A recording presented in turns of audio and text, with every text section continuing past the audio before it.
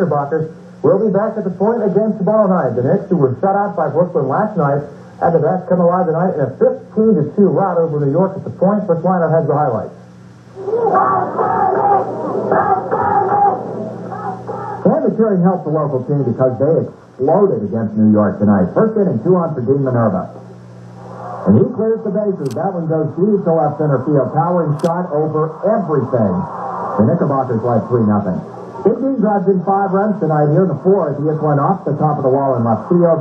In comes John Rocco to score. Johnstown led 4-0. Brad Patera gets some super defensive support. 5th inning, Richard McElligott with a line shot down the left field line. Greg Cook plays this ball perfectly. Brian Conley tries to advance to third, but he is dead on arrival. New York comes up empty.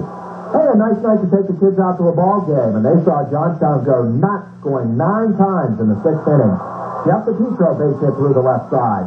B.J. Bellish comes in. Johnstown led 6-1. Then DePietro again.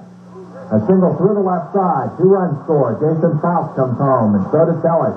Johnstown goes on to win by the mercy rule 15-2. And while the fans do the chicken, the Knicks have to think about their next opponent, Washington, Tuesday night, 7:30 at the Point Stadium. Rick Liner, Sports Center 6, Johnstown.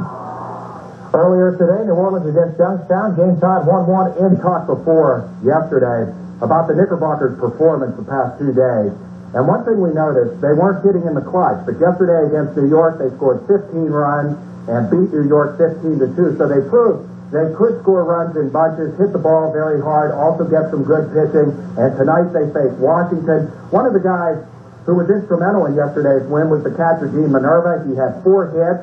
And he also drove in 5 runs. Dean's with us right now. Dean, you can't celebrate that victory right now because you've got to play Washington tonight and concentrate.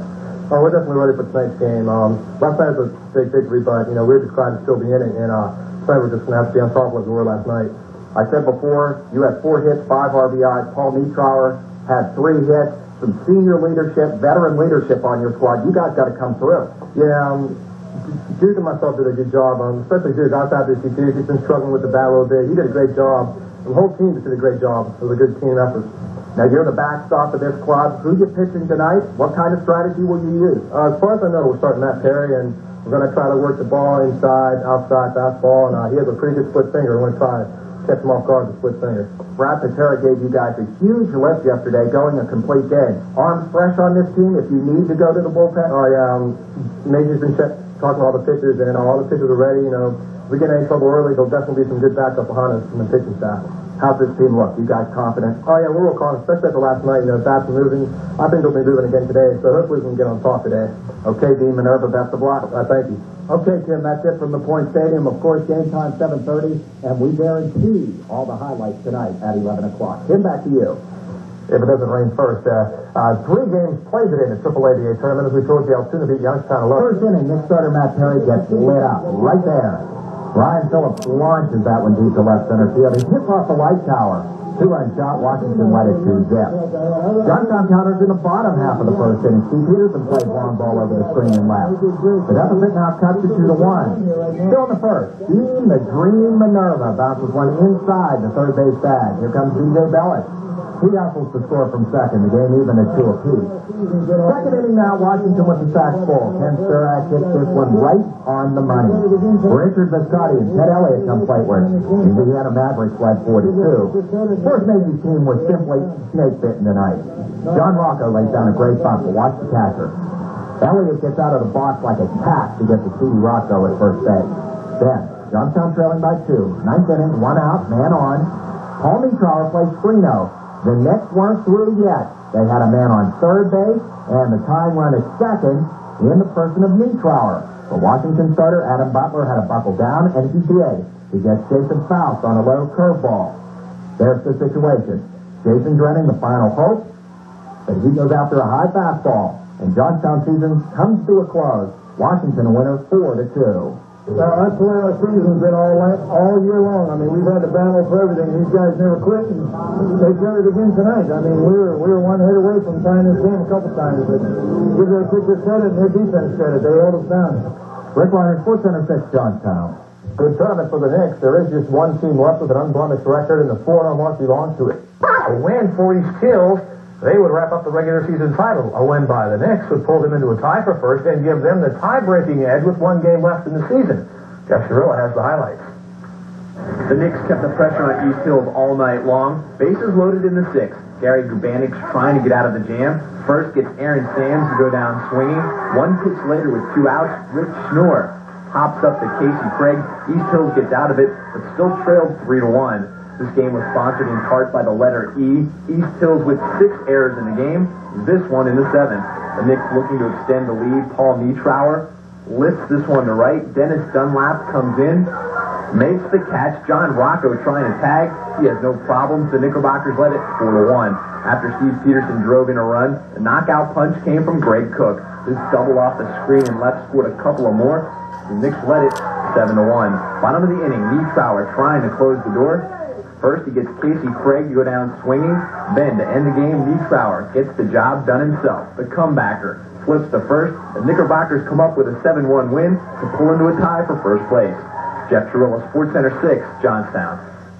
Also tonight, Sanader beat Monster Bank 5-1. The other Right fielder, Dennis Dunlap. Shamalama, ding dong, what a catch. But Dennis says, hey John, it's 2 for Tuesday. I want another Shamalama, and he gets it. Give him 2 at home, folks. That's a Shamalama. Wow. Still 2-0 in the last inning. He still had a man on third, but 2 were out. Stadium, it was the always tough Knickerbockers taking on Laurel Motors. Johnstown we go, where people of all ages having fun at the point. Everybody except Laurel Motors. Top of the 2nd inning, the Knicks, Dean Minerva with a hot smash to third. Third baseman can't handle it. That scores a pair of runs, and it's already 5-0 Knicks. On the hill for the Knicks, it was Chad Wells looking tough, getting the strikeout to end the 2nd inning, and the runs just kept on coming. In the 3rd, Jason Drenning with a base knock to center field. Rich Schnorr touches in, and it's 6-0 Knickerbockers. Then Jason Faust, he's gonna put a few more runs up on the scoreboard, sends one to the gap in left center field. Drenning comes around to score, 7-0 Knicks, and they go on to win by 2 touchdowns and a field goal, 17-0 over Laurel Motors tonight. Elsewhere, 2nd game of the point, it was Moxham by 2 over Hilltop, 6-4. It was Alberta by a run, 5-4 over East Hills, and Sanader took series last night, and the Knicks were trying to do the same thing tonight. However, they had to get past Sanader, and Sanader was trying to even this series. In the first, Sanader loaded the bases on an infield hit, an error, and a hit batsman. Then Gino Betta comes up. He grounds that one. John Rocco with the bobbity-boo-boo. That allows Rick Krumenacker to score. The next batter, Michael Lingenfeld, rolls it into the hole. Rocco has no play. The infield hit makes it 2-0. Then with Dom Perry up, it's a suicide squeeze. Ross Cott scores easily on a perfect bunt by Perry. Sanader scores 3 runs without getting the ball out of the infield. And then the Sanader outfielders put on a phenomenal show. In the 3rd, Krumenacker dives, but he trapped it, and that was a good call. But no worry, the right fielder, Dom Perry, Lama, ding dong, look at that play. Left fielder Ray Montini says, hey, don't forget about me. Watch this one. Don't worry, Ray, you get a Lama, and a ding dong, all in the 3rd. Meanwhile, the Knickerbocker defense, which is usually superb, was self-destructing. 4 errors in the first 3 innings. The Knicks, though, had 2 on with no outs in the 6th, but Sanader 4 to 6 for 1. He saved the first, but Gino Betta with a heads-up play, and you are out of there at 3rd. What a gun. Still in the 6th, 2 more Knicks on, but Brett Sheckler saves the day with a diving stop. Wow. Sanader's defense was amazing, and enables them to beat the Knicks tonight 3-1. And that means that series is now tied at 2 games apiece. 1 game left. Game 5 will be Monday at the point. Whoever wins that game will play East Hills in the championship series. In the National Amateur Baseball Federation Regional in Altoona, New York beats Sparkman.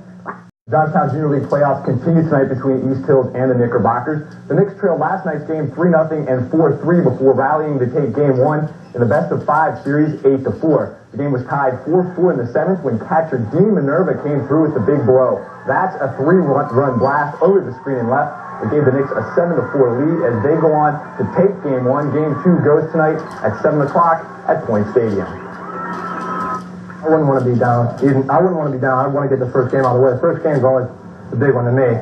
But I think it's a lift for us being 1-0. But 2-0 would be even nice if we can get tomorrow.